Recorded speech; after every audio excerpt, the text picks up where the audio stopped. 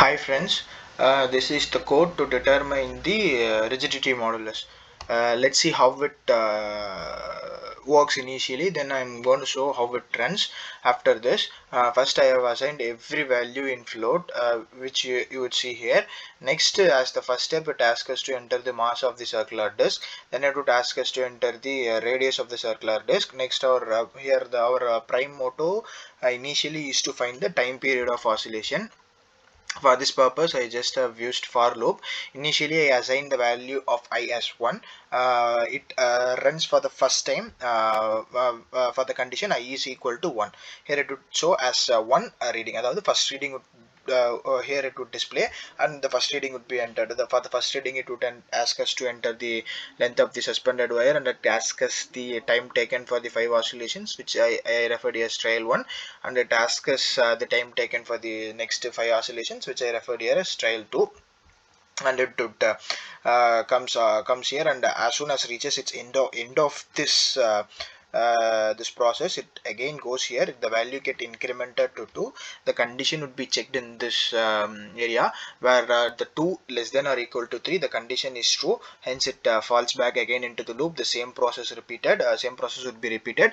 When it reaches the end, it again the value get incremented to 3, then the condition would be checked, condition is true, then the same process would be repeated, which I mentioned for I is equal to 1.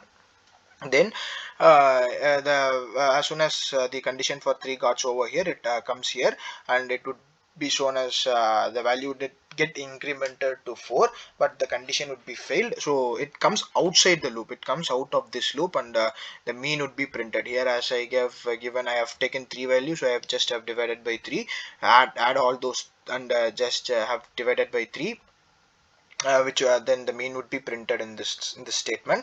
Next, our second motto is to find the diameter of the wire. Here for this purposes also, I have just used the for loop.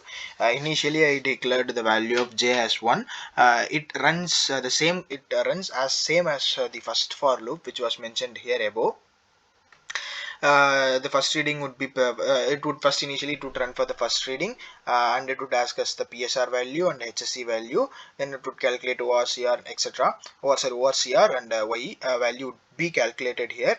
It would again goes here, the value get incremented to 2, and the same process would be repeated. It would show us a second reading, and it asks us to enter the PSR value, and again it asks us to enter the HSC value. Then as soon as reaches in, it again comes here, and it would get incremented, and the value would be 3, and the condition would be checked, the condition true, hence it return backs again, process this everything, and it again comes here when it reaches the end of this loop, and it again comes here where the value would get incremented to 4.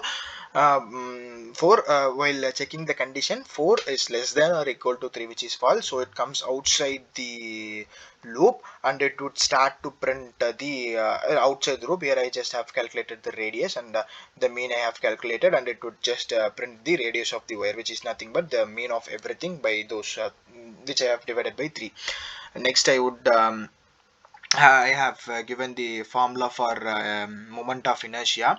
Here the moment of inertia would be calculated by using this formula. Then the moment of inertia would be printed. Here the rigidity modulus formula I have given. The rigidity modulus would be calculated, and it would be printed in the next line. Let's see how the code runs. As I stated above, it would first ask us to enter the mass of the circular disk, which I am going to give it as 1107. Next, it would ask us the radius of the circular disk. We have to give it in meters, which is nothing but 6 into 10 to the power minus 2 meter. So I'm just going to give it as 0.06 meters.